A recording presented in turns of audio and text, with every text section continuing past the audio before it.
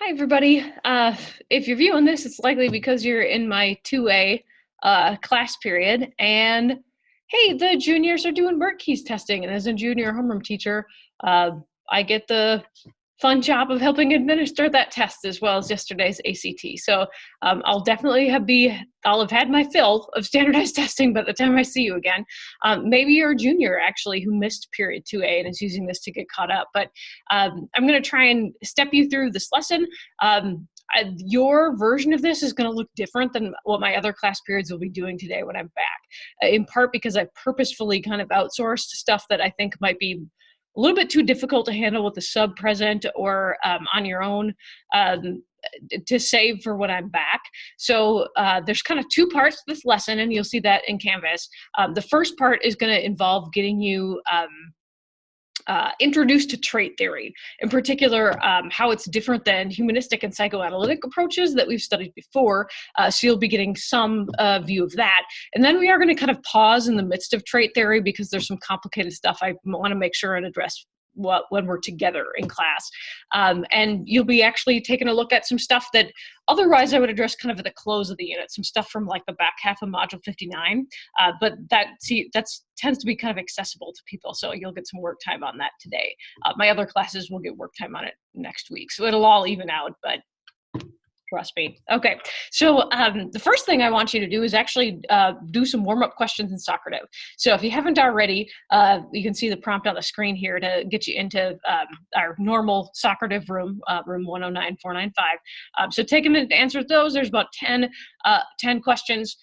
Pause the video, and when you're done, you can resume. It'll give you a good view on how well you're doing mastering the content from your reading up until this point.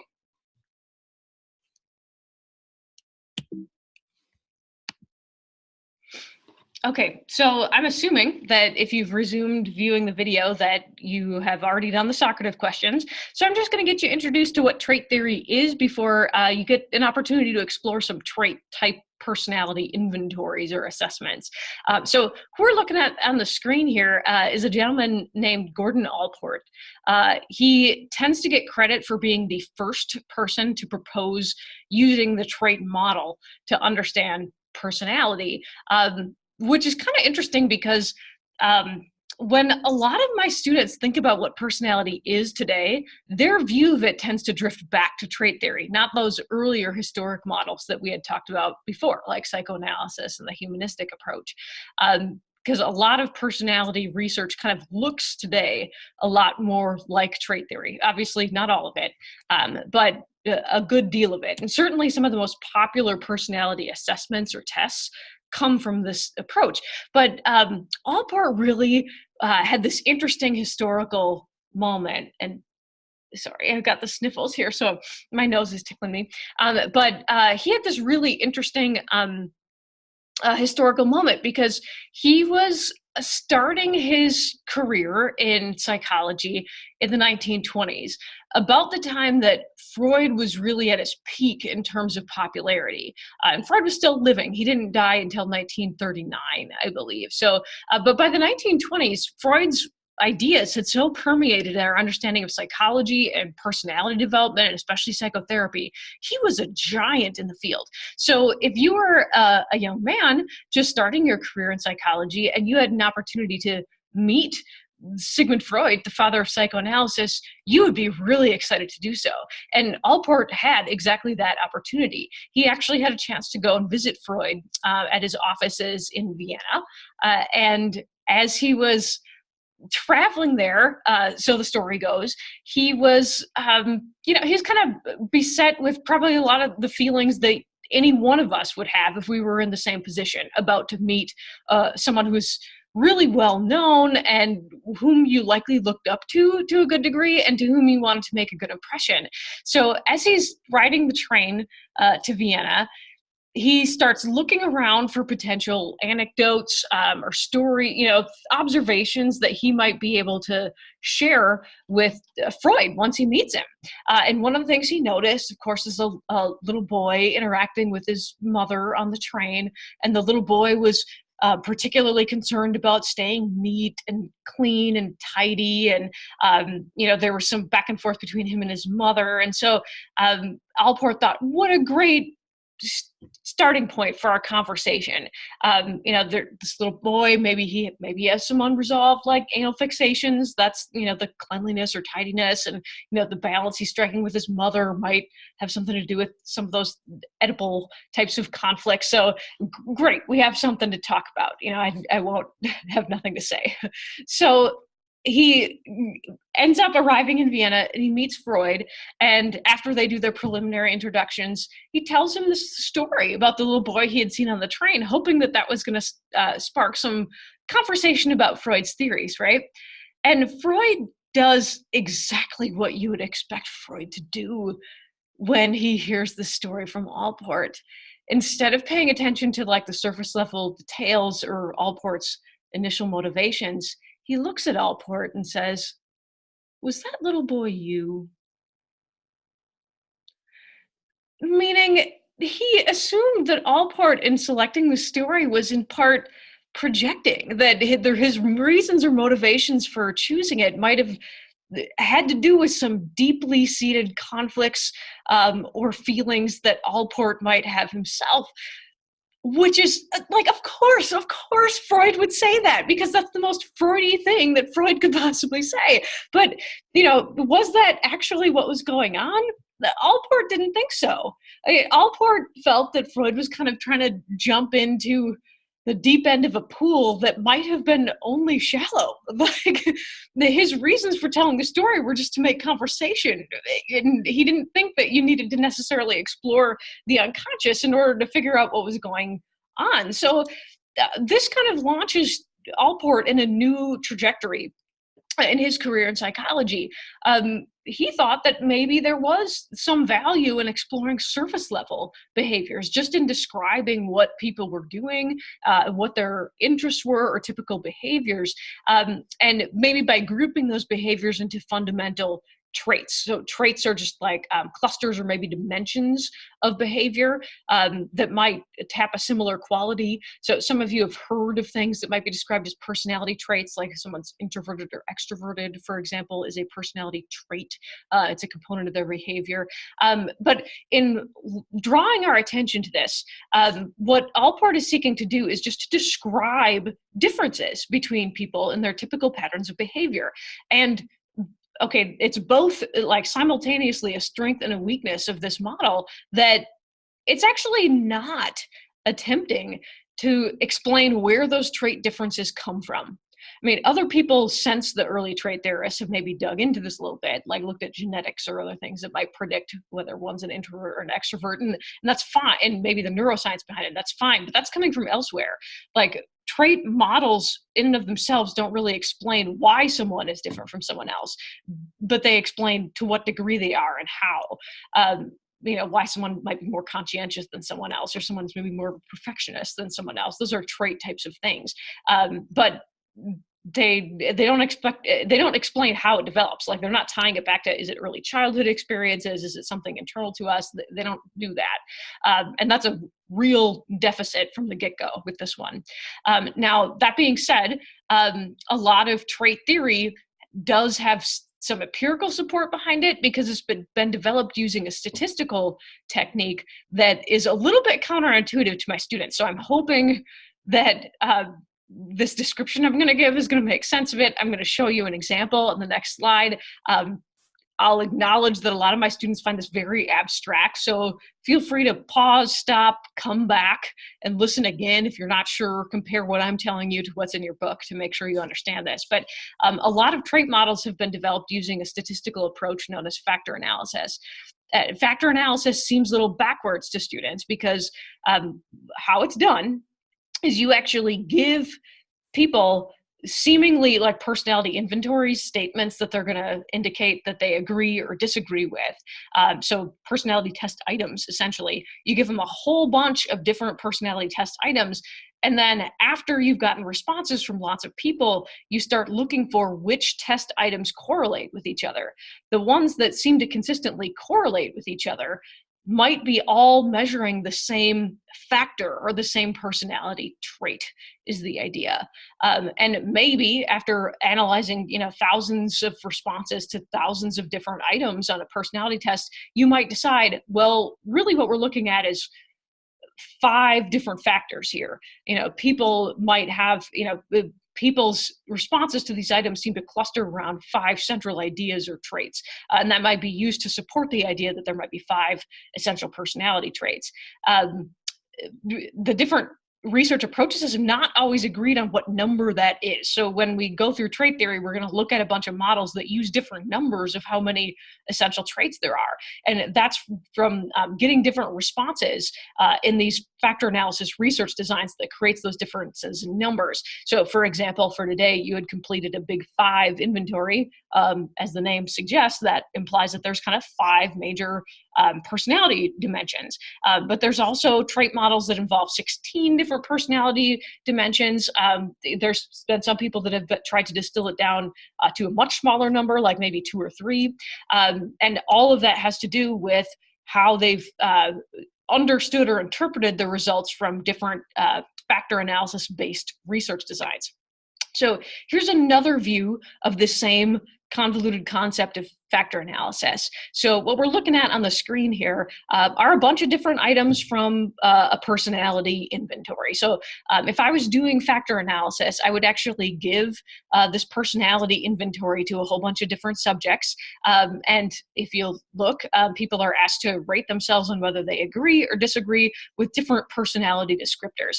And after they've completed that, maybe I'll find that certain items are correlating with each other really well. Like turns out maybe if I look at this item number 1 is talkative, like people who describe themselves as talkative, maybe they also give themselves higher scores. Like if you rated, if you gave is talkative a 5, maybe you also gave has an assertive personality as a 5 or a 4 or a 5, something higher, right? And maybe when I calculate the correlation coefficient for those 2 items, so I create a scatter plot, I take all my participants' responses and I plot where they fall in the scatter plot in terms of is talkative, did they give it a 1, 2, 3, 4, 5, and then has an assertive personality. And when I calculate the correlation coefficient and plot the regression line, I find out that those things correlate at plus 0.56. So a fairly strong positive correlation between their scores on those items. And maybe I find that that's true for other types of items too. Maybe there's some items that actually correlate negatively. So a person who describes themselves as talkative and scores very high or rates themselves very high on that might be likely to rate themselves fairly low when they're looking at the statement, I describe myself as someone who is reserved. Same thing here. Maybe there's a negative correlation between describing yourself as talkative and describing yourself as someone who's shy or inhibited. The fact that these things are correlating suggests that they may all be measuring some similar underlying factor or ability. And maybe that is one particular personality trait that's worth paying attention to as I'm describing differences between people. So using this approach, I would have decided that those items that correlate are a particular factor. And in this case, it's likely the factor of extroversion, or I could name it that subsequently. But I might notice that, someone's response to the item is talkative has virtually nothing to do with how they might respond to this emotionally stable or being easily upset item. So that would suggest that those types of personality dimensions probably are not related. Maybe these related items are a factor, but this emotional stability thing is a completely separate factor that may or may not be at all related to one's level of talkativeness or one's level of extroversion, if I've decided to name it the factor. So I hope this gives you a sense of what your textbook is talking about when it's talking about the importance of factor analysis, because factor analysis is a statistical approach that's used a lot in developing trait models because it has this power to help us distill down how many different clusters of test items are we looking at, and as a result, how many different factors of this overarching construct are we looking at? Is personality composed of 5 things? Is it composed of 32 things? Is it composed of 3 things? And this same approach we're going to hear about again in our intelligence unit, because this has also been used to understand intelligence tests. If you give people a bunch of items that might measure intellectual ability, you might be able to group them according to whether people were clustering around which items they were getting wrong or right. And that might show you different types of abilities and how many different types of abilities make up intelligence. So these different theories that make up the trait model, and this may be the confusing thing about trait theory or the trait approach. The trait model is kind of one way of understanding personality. The idea that we can distinguish between people based on their personality traits. There's a whole bunch of separate trait theories within the trait model. And in fact, Gordon Allport, who we talked about in the opening slide, the person who was able to meet Freud and so disagreed with him, he actually developed his own model of personality that had like hundreds of different traits that he believed were neurologically based. That's no longer a dominant model of personality within trait theory. So we're not going to address it directly, although Allport does still kind of get credit for being the first trait theorist and for arguing for this as a way of understanding personal differences. But we will get introduced a little bit more to some concepts that have had a little more staying power. We're looking at the screen here at Hans and Sybil Ising. And, they were a married couple who did research on personality. So research, romance, like they're definitely getting to spend a lot of time together. That's fun. But that they did make use of factor analysis, like a lot of other folks from this approach did. They were hoping to be able to distill down personality into 2 or maybe 3 different personality dimensions. And we see 2 of them on the screen here. One of the dimensions that they thought was important was this introversion, extroversion dimension. And that's going to show up, in fact, in a lot of our trait models. The introversion and extroversion dimension has to do with one's social outgoingness. So if you're an extrovert, you tend to be more sociable, you're more talkative, you tend to prefer the company of other people. Introverted folks on the other end of the spectrum, and of course this is a continuum, so it's not just that one is either an extrovert or an introvert. You can be strongly one way or the other, or actually be kind of in the middle based on how these dimensions work. But an introvert maybe prefers to spend more time alone. They tend to be more reflective. They tend to be listeners as opposed to people who are maybe leading the conversation. Later research actually has documented the fact that this introversion, extroversion dimension especially may result from underlying genetically based brain differences. It turns out this may be kind of counterintuitive because it doesn't often look like this, but it turns out people who are stronger in extroversion, so more socially outgoing, may have lower rates of brain arousal and activity at baseline. So they may need to seek out more stimulation in order to get the level of brain activity that feels comfortable to them. I mean, if you think back to our theories of motivation from last unit, the idea that we're all seeking optimal arousal was one major theory of motivation. This is kind of consistent with that idea that extroverts maybe need more stimulation because their resting rate of brain activity is a little bit lower, whereas introverts tend to have fairly high rates of resting level of brain activity. So it may actually get too overtaxing for them to be constantly surrounded by the stimulation that comes from being around other people. It's not that they're asocial or they don't like other people. It's just that they may need to take breaks from people in order to kind of recharge and decompress because they're needing to bring their level of brain activity down to a comfortable level. The other trait dimension that the Isings drew our attention to was emotional stability and instability, which is going to show up in other trait models as well. This is the idea that people, if they have rather unstable moods, are more prone to like worry or depressive moods.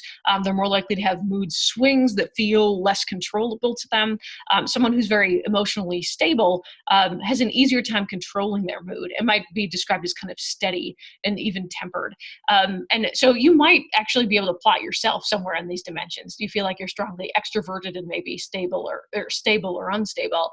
I will note some textbooks point out that their model, they developed some personality inventories that actually had 3 dimensions, one of which now we actually consider to be more relevant to psychological disorder or lack thereof.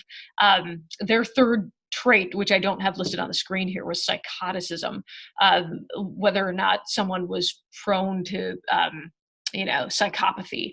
And that's now kind of subsumed more under the realm of like psychological health versus illness.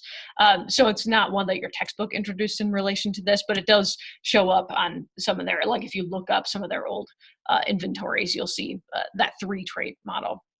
Now, of course, for today, you actually filled out a Big Five inventory where you got to use a more modern, or get a look at a more modern view of trait theory. Paul Costa and Robert McCrae have done extensive cross-cultural research on personality differences, in part using factor analysis. And this now really, like if you had to, pick the most favorite or the most popular model of personality out there, this is it.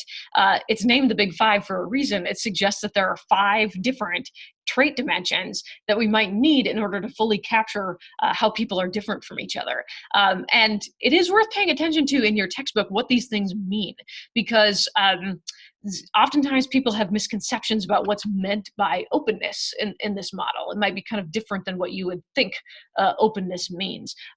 Same thing with agreeableness to some degree, and neuroticism or emotional stability. So what I'm actually going to have you do, we're going to come back to this when I'm with you again, because the Big Five model is so important. There's some conversations that I think we just need to have about it together. But I'm going to give you an opportunity to explore the Big Five and its relationship to other types of like personality inventories that you might complete. So again, hopefully you completed this for today. If you haven't, it is linked in the resources, and you need to do it in part because it'll give you some information about yourself and it'll help you understand this Big Five model. But what I'm going to have you do is compare the Big Five inventory results that you got and what that seems to mean. And it is, again, important to pay attention to what is meant by this model.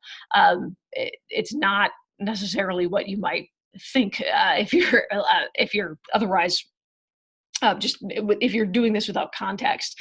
So we're going to compare what you got on the Big Five to a couple other popular models of personality. Like one reason that trait theory is so popular is because the way that trait theorists measure personality is through personality inventories, these kinds of self-rating scale type things where you agree or disagree with certain statements about you. The Big Five one has been very well validated. There's also a second, and I'm just going to click ahead to that, model that is used sometimes in psychotherapy settings and counseling settings for other reasons, but it suggests rather than there being 5 personality traits, that maybe 16 trait dimensions might be needed to capture differences between people. So I have linked up for you in the resources associated with this lesson in Canvas, links to a 16 PF. So I just want you to try and fill it out. It is a more lengthy inventory for reasons that you might guess. See if what you're getting there is consistent with what is appearing on your Big Five results. And I also have a link to a Myers-Briggs type indicator, or an MBTI. And this is also has historically been a popular trait model, but huge word of caution here. The reason I'm having you fill out the Myers-Briggs type indicator is because a lot of my students have actually filled this out elsewhere for other classes, but the research on the Myers-Briggs model actually suggests it's not a super valid way of describing differences between people. And I've actually got an article linked in the Canvas resources to explain why, but the tricky thing about it is people will fill it out and they really feel like this is capturing something about them. When you get your results, you'll be like, oh yeah, that seems like that describes me. But it actually doesn't well distinguish between different people and their likelihood of doing different types of things. This is a phenomenon known as the Barnum effect, so named for the circus mogul of the early 20th century, P.T. Barnum. P.T. Barnum employed, with his traveling circuses, a lot of fortune tellers who would give people readings about who they are and what their fortune would be. And the Barnum effect tends to operate on this principle. As long as you give people some sort of vaguely positive feedback about themselves or their future, they'll embrace it. And through confirmation bias, we'll be able to see aspects of it in their functioning. And that may be one of the reasons the Myers-Briggs type indicator seems so relevant to people because they get their results back and it seems like this is me, when really what it's telling you is sort of vague. It could apply to a lot of people. And so we're going to come back to this idea when I'm back with you again, because good personality inventories have to do better than that. It can't just be that it feels like it gives you the right answer. We have to have some research evidence that suggests that that answer is actually true.